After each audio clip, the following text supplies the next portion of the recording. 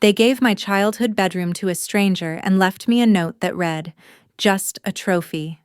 That was the night I realized I was never really their daughter. I was just what made them look good. Hi, I'm Fallon, and this is the story of how I walked away from everything they thought I'd always endure. Have you ever been betrayed by the very people who were supposed to love you the most? What would you do if one day you stopped being useful to your family and they showed you what that really meant? Let me take you back to the night it all began, the night I came home expecting celebration and found abandonment instead. The house was quiet when I opened the door. Too quiet. No voices drifting down the hall, no smells from the kitchen, no music playing from Carter's room. Just silence, and the weight of something I couldn't name yet pressing against my chest. I pushed the door closed behind me and stood still for a beat, clutching the award plaque tighter under my arm. Outside, the evening had the lavender hue of a dying summer. Inside, it felt like winter. Before I even walked through the front door, I had imagined how it might go. I had set the table last week. Plates, napkins, even folded the cloth ones into rough swans, like the ones I remembered from my cousin's graduation dinner. I imagined Evelyn pretending to cry, Carter rolling his eyes while still smiling, Gerald lifting a glass and saying, "That's my girl." None of that happened. I had erased the swans this morning, pretending it wasn't for them. I stepped into the kitchen first, mail scattered across the counter, a cereal bowl half filled with dry flakes and no milk. The kind of still life that happens when no one expects company. But I was company. I was home. Or supposed to be. Then I saw it. A crumpled scrap of paper weighed down by a half-used salt shaker. My stomach tightened before I even touched it. I already knew. The kind of knowing you don't want to have. I flipped it over. "We needed the room. Hope you find somewhere else." Mom. That was it. That was my welcome. My reward for graduating summa cum laude, for tutoring Carter through his remedial classes, for paying their electric bill 3 months ago when they forgot. The plaque suddenly felt ridiculous in my hand. I set it down on the counter with a soft clack that echoed louder than expected in the empty room. I moved down the hallway slowly, unsure if I was hoping or dreading that someone would appear. The house looked the same, but it didn't feel the same. Like someone had erased me from every surface. My door, my room, was half open. But not in the way I'd ever leave it. Inside, someone was there. A man. Late 20s, maybe, with a duffel bag and a laptop open on my old desk. He looked up. "Oh," he said, clearly startled. "You must be Fallon." I didn't answer, just stared. "I'm Jesse," he added awkwardly. "Your mom said you'd already moved out, that this was available." Available. I didn't respond. I couldn't. I just turned and walked to the kitchen again, needing to breathe, to move, to not scream. The slam of a cabinet door broke the stillness. I wasn't even aware I'd done it until the echo rang out. That's when Evelyn walked in. "You're home early," she said, like this was normal. Like Jessie wasn't sleeping in my bed and she hadn't just evicted me via note. "You gave away my room." She blinked. "Well, you're always away at school and we needed the extra rent." "Don't be dramatic, Fallon. You didn't call. You didn't come to my ceremony."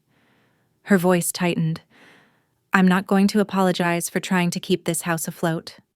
I looked at her, really looked. Noticed the fresh manicure, the faint scent of salon shampoo, the silver earrings I bought her last Christmas. I said nothing, just nodded, then turned. Upstairs, I moved quickly. Grabbed my old duffel from the closet, the same one I took to college freshman year. I packed what was mine, what hadn't been thrown out or handed off. I remembered how I used to sneak into that room late at night, just to be somewhere safe. how even the walls knew my heartbeat. Seeing Jesse there, using my desk like it was his, broke something quiet inside me. I didn't yell. I didn't cry. I just backed away, hand still gripping the door frame like it might hold me up. As I zipped the bag closed, the quiet in the room was thick and strange. A faint beam from the streetlight hit the framed photo above my desk. Me and Carter in a moment that felt centuries ago. My fingers hovered near it. I didn't take it down. Let them keep their curated memories.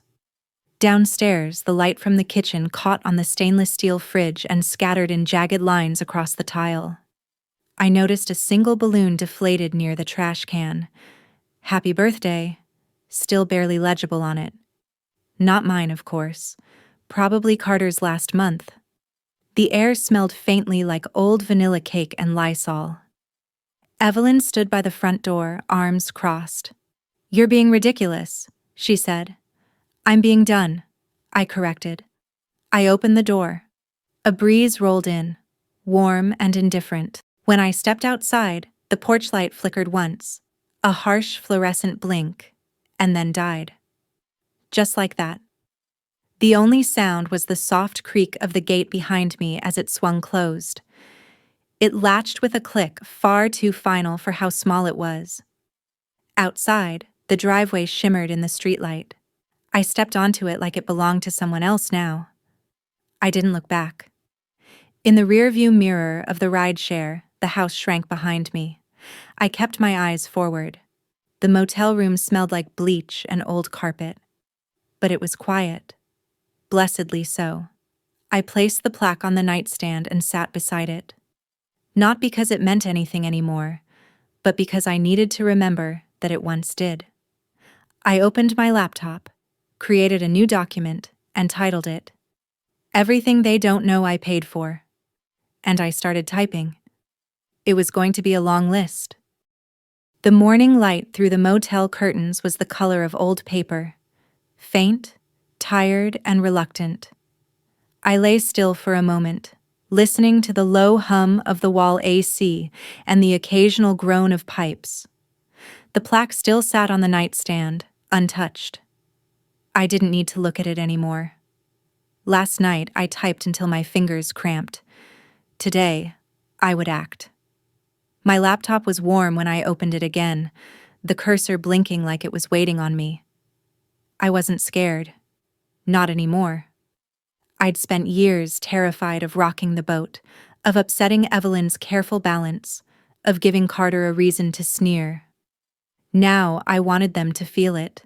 Everything I had been carrying. I started with the easiest target, the utilities. The logins were still saved in my password manager, because of course they were. I had set up everything years ago when Evelyn claimed she couldn't figure out all that online billing stuff. Gas, water, electric, trash. Still under my name. I opened each one, navigated to the settings, and hit cancel service without hesitation. Each click felt like a tether snapping loose from my chest. Next came the family phone plan. 3 lines, 1 account. All paid from a card Evelyn never even asked about. I removed Carter first, then Gerald, Evelyn last. The site asked me to confirm. "Are you sure you want to remove these users? They will lose access immediately." Yes, I was sure. Then the entertainment. Netflix, Spotify, Apple TV, my name, my card, their usernames. Gone. Emails started to ping my inbox almost instantly. Account access revoked. Subscription canceled. Payment failed. I didn't open them, just watched the notifications pile up. It didn't take long. My phone lit up with the first text from Carter. "Carter. Bro WTF? Where's my Spotify?" I didn't answer. "Carter. Again. My phone's dead. You messin' with the plan?" Evelyn. My stylist said the card bounced. Fallon. Did something happen? Gerald. What the hell's going on with the lights? You forgot to pay again? It was almost funny. The assumption that I had made a mistake, that this chaos was unintentional, that I would come fix it. like always. I let the messages roll in. Then Evelyn upped the ante. Evelyn, you're hurting everyone. You always take things so personally. This isn't what family does. There it was. The guilt script. Memorized. Weaponized. I closed my eyes and let her words dissolve. This wasn't cruelty. It was clarity. They had built their lives on the assumption that I would never stop giving, that I existed to float them through every near miss. But I wasn't a buoy. I was an heir. I was done. I muted their numbers and archived the thread. Then I opened a new tab and pulled up my workplace email. There it was. Subject: Academic Center Expansion. Lead position offer. My breath caught for half a second. I clicked. Full-time. Benefits. Relocation stipend. They wanted me. Not as a favor, not as a daughter filling space, but because I was damn good at what I did. I accepted the offer. Then I called the leasing office of an apartment complex near the new campus. Signed for a 1-bedroom unit with no shared walls. No family pictures on the walls. No footsteps overhead. It wasn't much, but it was mine. By nightfall, I was packing again. This time with calm, not urgency. The motel room had served its purpose. A quiet space to cut the cords. As I zipped my bag, my phone buzzed once more. An email from Carter. Subject: You better fix this message. I know where you work. No greeting, no punctuation. Just threat. I stared at it for a beat. Then I forwarded it to my supervisor with a note. Potential security concern. Please advise. She replied in 5 minutes. Supervisor: Thank you for flagging. We'll notify security and escalate if needed. Your safety is a priority. That was it. No accusations, no minimizing, just action. Have you ever had to prove over and over that your pain was real, only to finally have someone just believe you? That kind of quiet validation cuts deeper than all the noise. If you've ever wished someone would just listen the first time, comment the number 7 below. Let's see what I do next.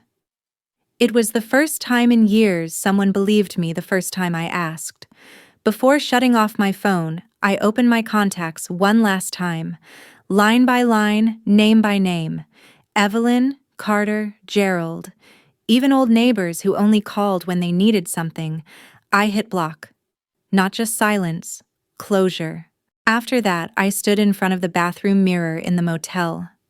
The light buzzed overhead, flickering slightly. My face stared back, thinner than I remembered. Older somehow. But the eyes were steady. Not tired. Not defeated. Just still. I sat back on the bed and reopened the document I'd started last night. Everything they don't know I paid for. The list had grown. Carter's cracked phone screen, replaced before finals. The overdraft Evelyn blamed on the bank. The surprise weekend trip Gerald took after finding a great deal. Line by line, I added entries. They weren't just receipts. They were eulogies for every time I put myself second. Later that night, I sat by the window of the motel room, watching headlights flicker past. The world was quiet. No one was yelling through walls. No one was throwing my sacrifices back in my face. I powered down my phone and whispered into the dark, "This is what absence feels like." And for the first time, absence felt like freedom. The morning after I moved into my new apartment, I woke to silence. Not the strained kind that used to live in my childhood home, but the honest kind. No guilt pressed down on my chest. No invisible weight reminded me of bills I hadn't paid for others. For the first time in years, the only chaos I had to manage was my own. I made coffee in a chipped second-hand coffee maker and stood barefoot in my tiny kitchen, watching the steam curl in lazy ribbons toward the ceiling. The email pinged just as I took my first sip. Final warning. Overdue balance. Property. 343 Grove Avenue. I stared at it for a second. My name was still on the forwarding contact list for the house. I hadn't realized that small thread still existed, but I didn't panic. I opened the message, read every word, and felt nothing. They were late on rent. Again. Utilities had already been disconnected, trash service suspended. And now the landlord was preparing formal eviction. It was like watching the foundation crack from a safe distance. My phone vibrated with another message. A text this time. Gerald. Fallon. We just need help covering this month. You know we've been stretched thin. Can you call me? No apology. No acknowledgement. Just expectation. I didn't respond. Instead, I opened the curtains. The sun was hot and sharp through the window, bouncing off the beige walls of the apartment like a dare. I sat at my desk, opened the "Everything They Don't Know I Paid For" document, and added a new line. 3 consecutive months of rent in 2021. Forgiven. Forgotten. Expected. That's when the knock came. Not at my door, but at my inbox. Subject: Local incident. Ray family eviction filmed. Attached was a short video. A blurry clip from a neighbor's phone. Evelyn screaming at a city worker as he stapled an eviction notice to the front door. Carter stood nearby, swearing at someone off camera. Gerald paced in the background, head lowered. I watched it once. Then again. And again. The comments underneath were brutal. Aren't these the ones who said their daughter abandoned them? Guess karma's a fast mover. I feel bad for the girl.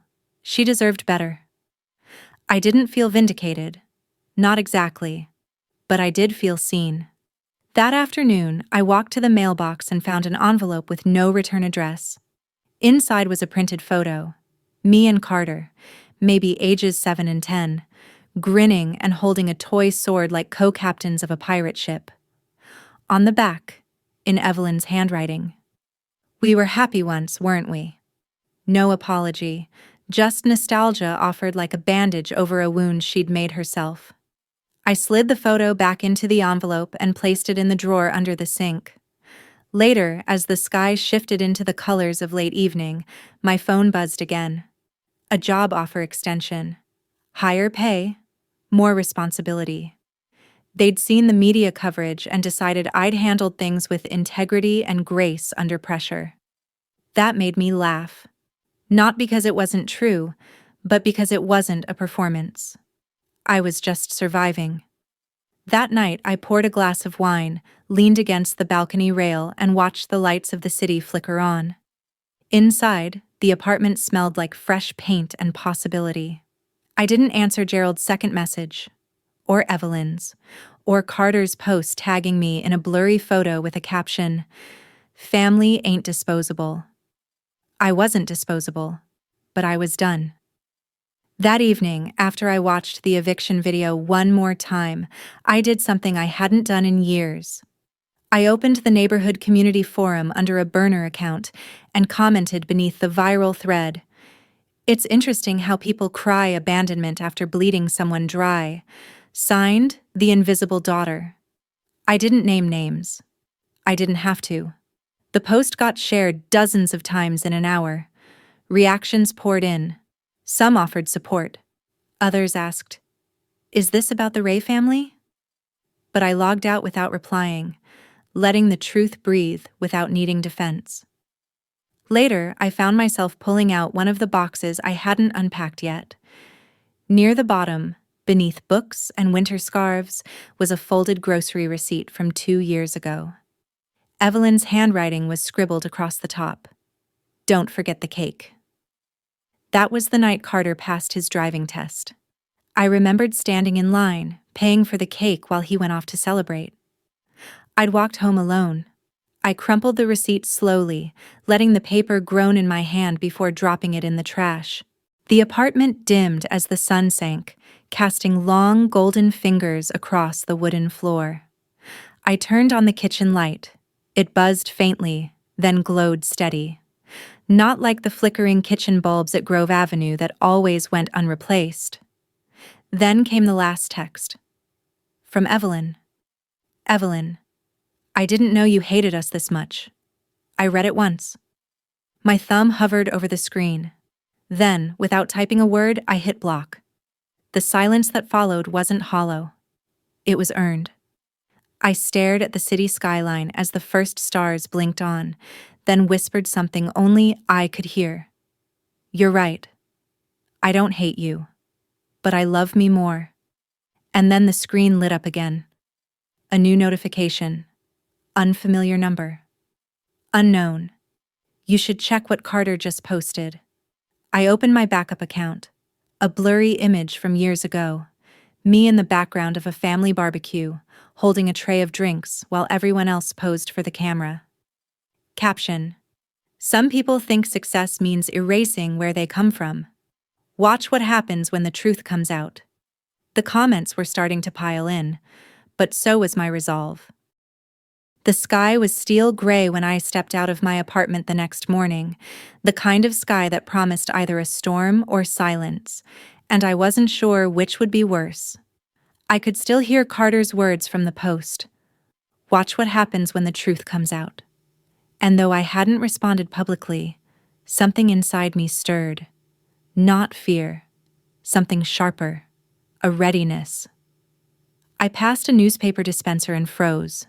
There, in the corner of the front page, was a photo I knew too well. Evelyn and Gerald standing in front of the house, flanked by eviction signs and blurred passers-by. Headline: From Picture Perfect to Penniless, Local Families Fall Sparks Online Debate. I stared at it for a second before moving on. They wanted attention. They were getting it. But not the kind they could control. When I got to the academic center, Dana met me at the entrance, her brows knitted with concern. You good? She asked. I nodded. Better than I've been in years. She hesitated. Someone dropped this off for you. Said it was personal. She handed me a flat box about the size of a laptop. My name was scribbled on the lid in red ink. I carried it into my office, set it on the desk, and stared at it. My fingers hovered over the edge before finally lifting the lid. Inside was a stack of old sketchbooks. Mine. Sketchbooks I hadn't seen since high school. Pages filled with drawings I'd hidden from Evelyn, portraits, abstract pain, the anatomy of loneliness in pencil and charcoal. On top was a yellowed post-it. Thought you might want these. I found them in the attic. Carter? I didn't know what game he was playing. Manipulation? Regret? Memory? But as I flipped through the pages, 1,000 little selves looked back at me. Versions of me no one had ever celebrated. The door knocked once, then opened. Dana poked her head in. You might want to see this. She turned on the hallway monitor. Security footage. Evelyn. She was at the front desk, insisting she had an appointment, refusing to leave. I'm her mother, she said, loud enough that even through the glass I flinched. Dana muted the audio. Do you want us to call someone? I nodded once. 2 campus officers appeared minutes later. The screen cut to black. I leaned back in my chair, the sketchbook still open on my lap. This was the escalation I'd been expecting, but I was ready for it now. Later that afternoon, I received another letter, this time through the legal department. Evelyn and Gerald had filed a petition to seek conversation and restoration of family ties through a mediated counselor. It was laughable. They wanted to negotiate their way back into relevance, back into my peace. But I'd learned that silence wasn't a lack of sound. It was the sound of no longer being controlled. The next morning, my voicemail was full. Gerald, Evelyn, Carter, even Aunt Denise. Fallon, be reasonable. Fallon, don't throw away blood. Fallon, we're trying here. I deleted them all without listening. Then I blocked every number again. When I got back to work, Dana handed me a new key card. Restricted entrance only, no more walk-ins. I smiled. Thanks. She shrugged. just doing what real family does. And somehow, that hit harder than anything Evelyn had said in years. That evening, I turned off my phone, lit a candle, and watched the room soften into a golden glow. I wasn't scared of their noise anymore. I'd already built a world where they couldn't reach me. But I knew something was still coming. Because people like Evelyn don't vanish quietly. They wait. And they strike when the silence gets too loud.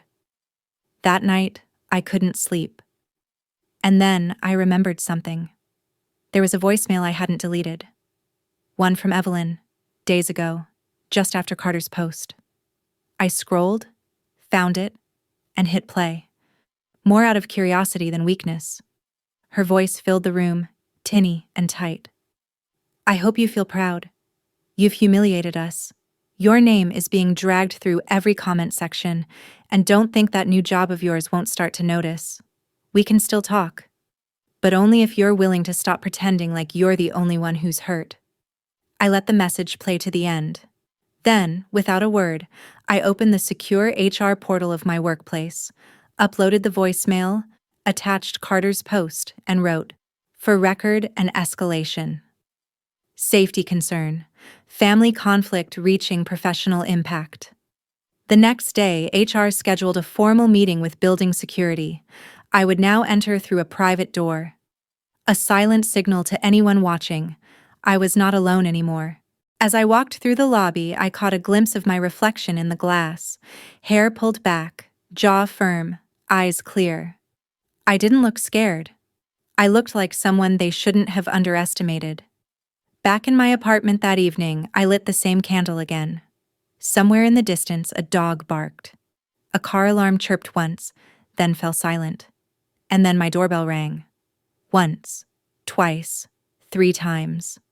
I froze. No one ever visited unannounced. I crossed the room, my heart thudding, and checked the peephole. Empty. Just the sound of wind, and a faint rustling as something small slid under the door. I bent down. A single page. A printed screenshot. Carter's blurry barbecue post, this time with highlighted comments, and circled in red. A new one. She thinks locking the door will save her.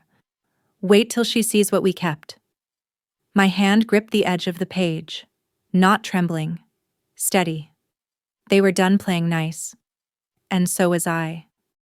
I kept the screenshot, not out of fear, but because it was the first time they stopped pretending. No more guilt-wrapped pleas, no more half apologies. This was a warning, loud and raw. It told me they were willing to scorch the ground to pull me back, and that meant they were afraid. I was becoming something without them, and that terrified them more than being homeless ever had. I didn't report the message. Not yet. Instead, I saved it to a separate folder titled, "If It Comes to That." 2 days passed in silence, the kind of silence that feels like a breath held underwater. At the center, Dana kept a watchful eye. The building's rear entrance was now secured with a keypad, and only I had the new code. Still, I couldn't shake the sense that I was being watched, not in the way that makes you glance over your shoulder, but in the way your skin tightens when a storm is too close. Then came the package. It arrived in the afternoon. No return address, taped in haste. The receptionist flagged it. "Do you want me to toss it?" I shook my head. "I'll handle it." In my office, I peeled back the tape carefully, half expecting a photo, a broken keepsake, something poisoned with meaning. But it was worse. Inside lay a charred notebook. One of mine. A journal from college, half burned, its cover blackened and warped by fire. On the first salvageable page in blocky ink, "You're not the only one who can erase things." I stared at it for a long time, not angry, not afraid, focused. That night, I returned to the apartment and began what I should have done months ago. I took every document, every receipt, every physical tie to the Ray household and laid them out on the table. One by one, I scanned them digitally, saved the files, backed them up twice, Then I fed each sheet into the shredder. Utilities, old photos, tax filings I once prepared for Gerald. Gone. The next morning, I changed my number. New SIM, new contact ID, new emergency line with Dana as my backup. I was disappearing. Legally, emotionally, spiritually. That day, Evelyn called the center. Didn't ask for me. She asked for my supervisor. She accused me of embezzling family funds, of falsifying paperwork, of abandoning a sick father. My supervisor listened, silent, then filed a report, then called me in. "Do you feel safe going home?" she asked. "Yes," I said. But I wasn't sure. That night, I slept with the lights on. The next day, the story changed again. This time, Carter posted screenshots of doctored messages. In them, it looked like I was begging for forgiveness, asking to come home. "Funny how silence gets loud when the money dries up," he wrote. But people were smarter now. Comments pushed back. "This doesn't even sound like her voice. Who photoshops green text bubbles? Trying too hard, Carter." The tide was turning, and that terrified them more than losing me. It meant losing control. Later that week, I received one more letter. Not from Evelyn, not from Carter, from Gerald. It was handwritten, 3 pages long, rambling, contradictory. In one sentence, he said I ruined everything. In the next, he said I was his greatest pride. Then he told me Evelyn had collapsed, that her health was failing, that they needed help. I read it all. Then I placed the letter beside the burned journal, and I lit a match. The flame caught fast, bright, brief, final. The smoke curled toward the ceiling, whispering the names of every apology I never got. As it faded, I whispered something back. No more fire drills. This time, let it burn. And in the distance, for the first time, I thought I heard the house finally falling. Have you ever burned the bridge and still felt the heat? That moment when letting go hurts, but staying would have killed something inside you. If you've ever walked away knowing it was the only way to survive, comment the number 9 below. I am not done yet. Watch what I claim next. That evening, as I sat at my desk staring at the pile of ash still cooling on a ceramic plate, I felt something tighten inside me. Not dread, precision.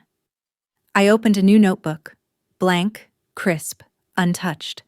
The first page, I wrote one sentence in black ink.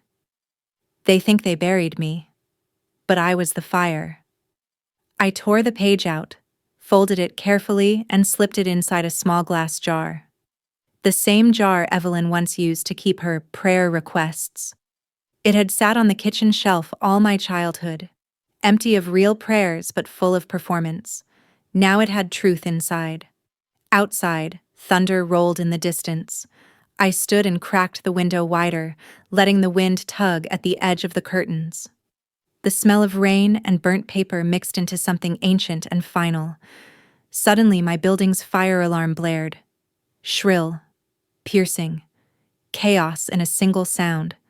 I jumped to my feet, heart hammering. But it wasn't smoke. It wasn't heat. Just someone had pulled the alarm. Outside, in the hallway, red lights strobed against pale walls. Dana found me barefoot by the stairwell. "False alarm," she said, out of breath. Someone triggered the panel from the side entrance. I didn't need to ask who. She saw my expression and nodded. "Security's reviewing it now. You should come crash at my place tonight." But I shook my head. Let them watch me, not flinch. Back in the apartment, I didn't turn on the lights. I let the thunder speak. Let the flicker of street lamps cast long shadows across the floor. I moved slowly, deliberately, collecting the remains of the burnt journal and Gerald's letter. Placed them both inside a second jar. Then I took the lid off the first one, the one with my sentence, and set it beside the second. Fire and ash. Truth and memory. That was all they had left of me now. And maybe that's all I ever owed them. I didn't hear from them for 3 weeks. 3 entire weeks where the notifications stopped, the letters didn't come, and the air didn't feel like it was holding its breath anymore. The silence wasn't empty this time. It was full of choice, of freedom, of air that finally belonged to me. It felt like the end. But then came the knock. Not a letter, not a threat, a real knock. At my door. I was in the middle of organizing lesson plans when I froze. 2 short knocks. Not frantic, not tentative. I crossed the room slowly, checked the peephole, and felt my body stiffen. Evelyn. She was standing there in a thin gray coat, her hair pulled back too tightly, her shoulders hunched against the cold. I didn't open the door. I watched. She didn't knock again. Just stood there, blinking slowly, eyes scanning the hallway like she expected ghosts to appear. Finally, she slid a manila envelope under the door and walked away. I waited a full hour before picking it up. Inside was a letter. No theatrics, no guilt, just one sentence. I finally see what I taught you. Underneath it, a folded legal document, a signed relinquishment of all co-signed debts, property claims, and communication channels tied to my name. She had untied herself. Voluntarily. I sat down slowly, the document trembling in my hands, and for the first time, I didn't feel relief or triumph. I felt space. Real space. That weekend, I packed a bag, not to run, but to breathe. I took a train out of town, no itinerary, no destination, just movement. I watched the city blur past the window, thinking about all the years I had spent clawing for a place inside a family that only ever handed me obligation. I stayed in a small cabin by the lake for 3 days. No phone, no Wi-Fi, just trees, wind, and quiet. On the last night, I wrote a letter. Not to send, just to write. To the girl I used to be, I began. You never needed their permission to matter. I folded it neatly and tucked it into the jar beside the others when I returned. Back at the center, life moved on. We got a new intern who reminded me a little of myself, quiet, observant, always a little surprised when kindness wasn't conditional. I made it a point to ask about her day. Every day. Sometimes healing looks like what you give others after you've learned to give it to yourself. Then one afternoon, a message arrived from the landlord of the old house. 343 Grove Avenue had been foreclosed. The bank was auctioning it off. They offered to let me walk through it, one last time, if I wanted closure. I didn't. But I went. The house stood hollow now, stripped of furniture, carpet pulled back, walls stained from years of neglect. I moved from room to room like a ghost. My bedroom was still painted the soft blue I chose at 13. The window still rattled slightly when the wind hit just right. I stood there for a long time. Then I opened the closet, reached into the crawl space, and pulled out a box I had hidden years ago. Inside, a paintbrush, a single earring I'd lost at my first art show, and a note I had written to myself the day I applied to college. You're allowed to want more. I took the note and left the rest behind. Back at the front door, I turned one last time and didn't feel a thing. No ache, no longing, just completion. I walked away and didn't look back. The moment I stepped back into my old bedroom, something cracked. Not loudly, not violently, but in that deep, seismic way grief sometimes moves under the surface. The blue walls, once a color I begged to paint myself, looked faded now, brittle with time. There were scuff marks near the baseboards, tiny ones, from where I used to nudge furniture late at night just to feel like I was changing something. The closet still had my old sticker from 9th grade. Fallon was here. Barely legible, but still there. I stared at it for a long time.